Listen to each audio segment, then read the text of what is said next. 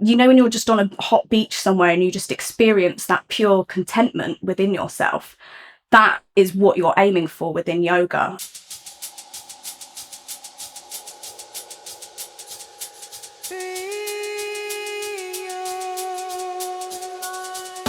So, hi, I'm Steph George and I am a yoga teacher. I qualified about 12 months ago and I've recently started teaching in person. I'm currently also training on another course to expand my knowledge within yoga, and in the day I work 9 to 5 in an office job, so very busy all around. For me, it's about learning how to be your authentic self, learning how to take up space. There's a lot of things that you learn on the mat in the practice that can be taken into your life off the mat. And I think they're the main things for me in terms of grounding myself and kind of going on this journey of self-discovery through yoga to better kind of myself, my mental well-being, and the way I think about the world as well. I think in the West particularly, we take a lot from traditional and spiritual cultures, and we kind of wrap it up in this capitalist bow, if you will, if I go that route. But we've kind of wrapped it up in this bow with expensive active wear, and it's all about being super fit or flexible and being able to do the most intense moves, which is not actually what the practice is about. And that, for me, was a huge discovery within yoga that made it much more accessible. And I think something that people don't realise in the West is that the postures are only one part of 8 parts of yoga, and they actually are the 4th of those 8 parts. So the first 2 parts of yoga, or the limbs of yoga as they're known, are called yamas and niyamas, and these are ways to live your life, and this includes acts of non-violence, and that's to yourself and others, acts of honesty and truthfulness, again to yourself and others. And so these 2 in particular, non-violence and honesty, are already teaching you to become your authentic self and be honest with yourself and be kind and compassionate to yourself and to others. So you've got those things there before you've even come to the midsection of kind of movement and these postures.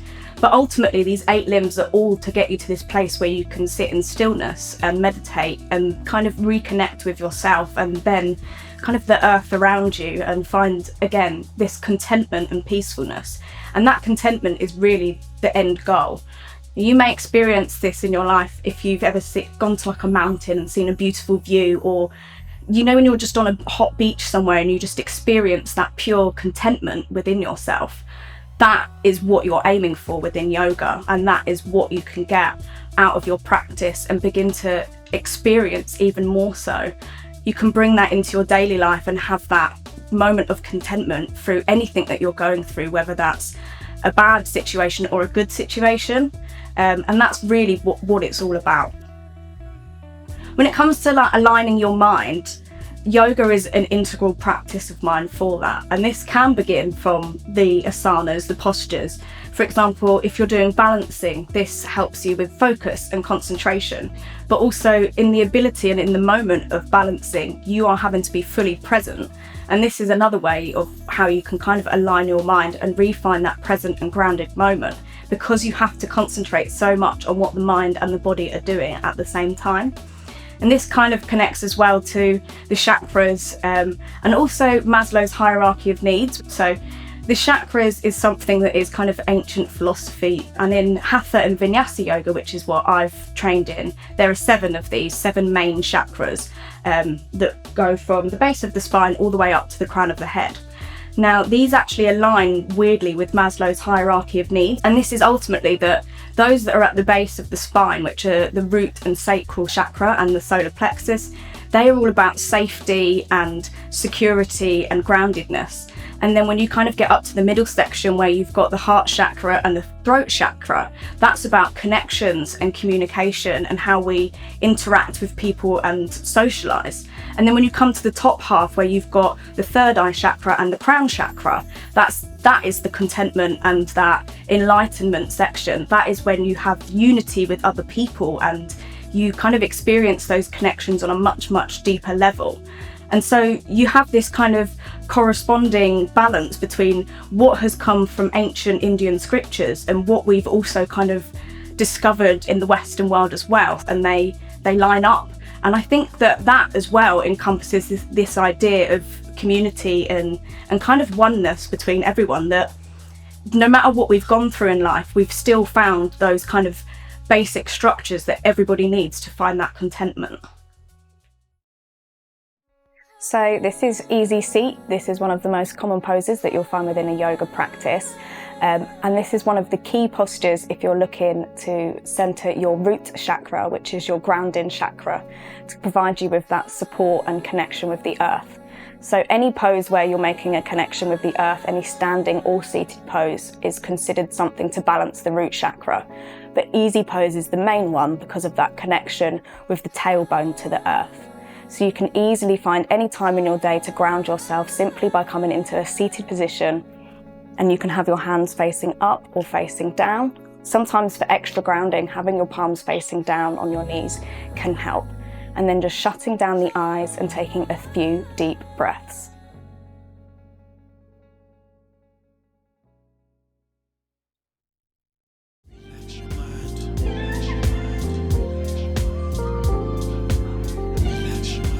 So for me, one of the biggest things that I found from yoga that I wasn't expecting in particular was being my authentic self. As I said, this kind of relates back to the yamas and niyamas, where you're learning about honesty and non-violence. But within the mat and within the asanas, and when you're doing your practice, it's all about kind of taking up space and not being afraid to do things for yourself. You learn how to have an authentic voice and speak your truth without hurting other people or hurting yourself, and that gives you this kind of self-validation that you may not have had before. And that for me is something you can definitely take off the mat as well. So within my own life and how I treat myself, but also how I treat others, I have so much more self-love and compassion and understanding. You never really know what someone's going through on a day, and I know for myself that if I'm having a particularly bad day, I may react in a poorer way to things than I could do. So it's really helping me learn about, I can control the way I react, even if I can't control the way others feel. I can control how my body feels in this moment just by taking slow breaths and bringing myself to a sense of grounding and calmness. And I can do that both on the mat and off the mat, and that's been a huge thing for me.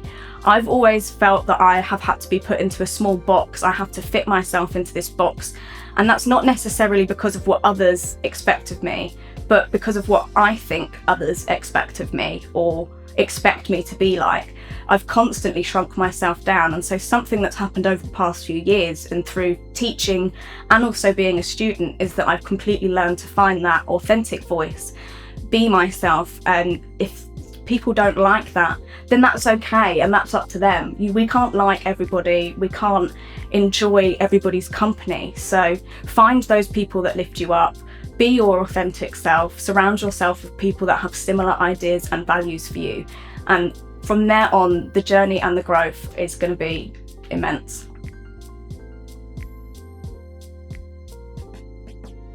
So when you are practicing asanas and the postures, it's kind of similar to if you are weightlifting or maybe if you are a runner. You begin to build this mind-body connection. You're developing your proprioception, which is your awareness of where your body is, where your physical body is in the world. And by doing this, you can slowly learn to pick this up. You slowly learn to assess within your body how the body is feeling.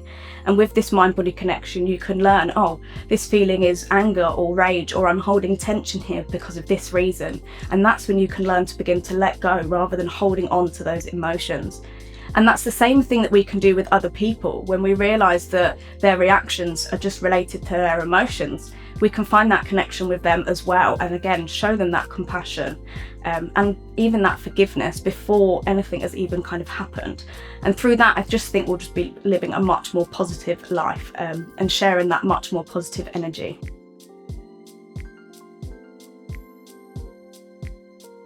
So tree pose is probably one of the most well-known poses, I guess, and it's quite a simple balance and hip opener posture. But behind it is kind of you're rooting down through the earth. This is why it's called tree pose. You're rooting down through that grounded foot, and that's connecting you to the earth. And I think that grounding is something that really helps, for myself anyway, with realigning my own mind. Obviously, if you're feeling down or depressed, you might feel really sludgy or muggy, or if you're feeling really over-elated or excited, you might be kind of feeling really airy and scatterbrained. Sometimes we just need to reground ourselves, and so that connection, that rooting through the earth, is one thing that's great about tree pose. On the other side of this, it's also a balance, and that balance helps us increase our focus and our concentration, and of course that focus and concentration also helps us with being fully present and fully grounded. So whenever I do tree pose, I first begin by getting people to practice with their balances. So maybe they're just lifting one leg and doing some ankle rolls, maybe they lift the other leg. And we're doing the ankle rolls as well, because obviously this is putting a lot of pressure on the ankles to balance on the foot. And one of the benefits of balancing is obviously increasing that focus and concentration. So when we come into tree pose, what we want to do is root through the standing foot or the grounded foot. So really connecting through all four corners of the feet and making that connection with the earth, almost as if you've got roots growing out of the bottom of your foot like a tree. Then we're going to lift that standing leg, the bending leg, sorry, and you can either balance that on the shin or up on the thigh. You can take a hand to place it there. And then maybe you just place the hands on the hips. Find your balance. So we'll squeeze into the bent legs glute, and that opens up the hips slightly more. And stay grounded and strong through that standing leg. And we'll take that strength up through the spine, up through the core of the head. Keep a soft gaze, and we find that balance. So hands can come to heart center, or you can begin to lift them up towards the sky like the branches of a tree, and find a soft focus.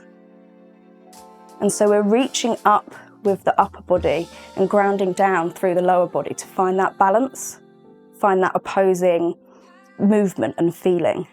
Find that balance, and again, that stillness.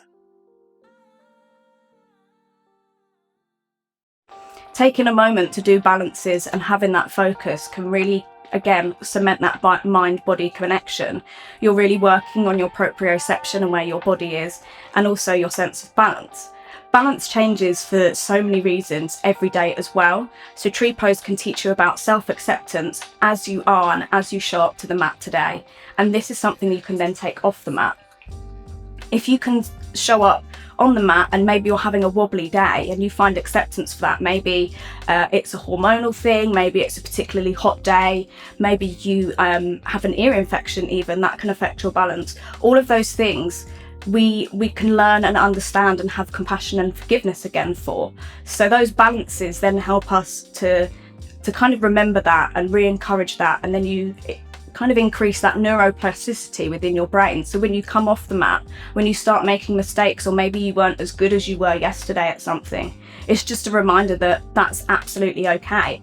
And that's another thing why I am really into yoga, because the poses, no matter what they are, each one has a kind of different meaning and a different understanding. So you can kind of sequence your practice to align with what you need most in that moment today.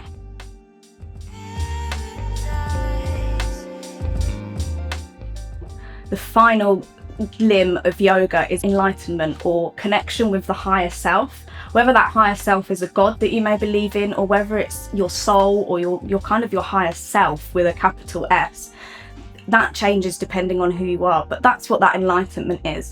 For me, that is contentment.